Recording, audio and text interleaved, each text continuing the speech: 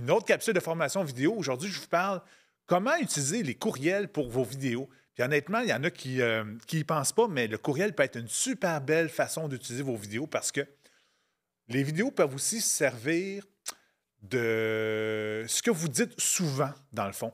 Tout ce qui est dans votre processus de vente ou de démarchage ou même de prise en charge d'un nouveau client peut être transformé en capsule vidéo et être envoyé après ça en drip marketing qu'on appelle ou en drip, en séquence de courriel automatisé pour justement aider la communication avec vos clients.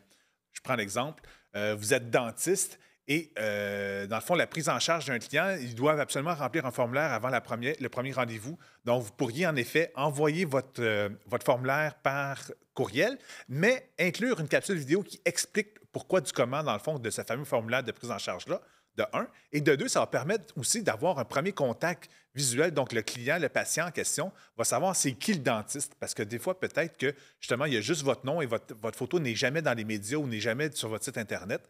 Donc, au moins d'avoir peut-être une capsule vidéo où vous vous présentez et vous expliquez votre processus. Mais ça peut être un bel ajout, dans le fond, et un premier contact pour que le patient sache tout de suite ah, c'est ça, dans le fond, docteur Untel, dans le fond, il parle comme ça, il se présente comme ça, donc ça donne déjà un petit contact là, plus humain que juste un courriel tout seul. Même chose dans le cas d'assureurs, de vendeurs d'assurance ou de représentants hypothécaires, mais les questions qui reviennent souvent ou les choses que vous demandez tout le temps à vos clients peuvent être filmées en capsule vidéo et être envoyées après ça dans un courriel.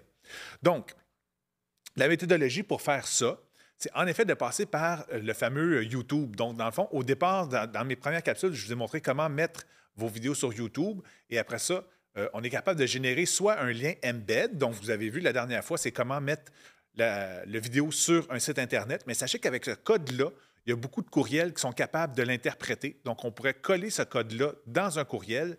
Et là, à partir de là, on aurait une capture, une image, dans le fond, de votre vidéo. Les gens pourraient cliquer et ça les amènerait vers YouTube pour être capable, dans le fond, là, de lire ce courriel-là directement. Quelques petites... faire attention, là, faites un test avant de l'envoyer comme tel à grande échelle, parce que dépendamment de votre éditeur courriel, ça ne sera peut-être pas tout à fait la même méthode, fait que je ne passerai pas tous les éditeurs courriel en revue là, pour m'assurer que ça fonctionne. Mais sachez que la majorité, au pire, vous allez être capable d'avoir le lien qu'on peut prendre, le lien partageable de votre capsule YouTube et de l'insérer dans un courriel. Donc, peut-être une chose qu'on peut faire, c'est une capture écran, on insère l'image et sur l'image, on met le lien vers cette capsule vidéo-là. Donc, ça, je vais vous faire une capsule supplémentaire pour vous expliquer comment on peut tricher, dans le fond, les endroits où on ne peut pas faire un embed de vidéo comme tel. Je vais vous montrer ça dans une prochaine capsule. Mais on pourrait faire de cette façon-là. Et si on utilise les MailChimp de ce monde ou les constants contacts ou tous les outils là, justement d'envoi de masse, à peu près tous ont la possibilité d'intégrer de la vidéo. En effet, avec le lien, on colle le lien dans un endroit particulier, dans le fond d'insertion de vidéo. Et là, ils vont prendre la première image de votre vidéo et l'insérer dans votre courriel. Donc, vous en êtes capable de ça, de mettre du texte, mettre d'autres formulaires, d'autres liens supplémentaires pour aller vers d'autres sites Internet, quoi que ce soit, et d'envoyer, dans le fond, ce gabarit courriel-là dans une automatisation de courriel à la drip marketing, comme on appelle.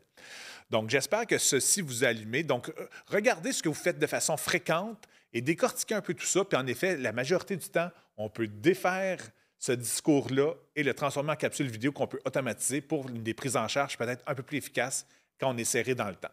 Donc, sur ce, je vous souhaite un bon tournage et on se voit la prochaine fois.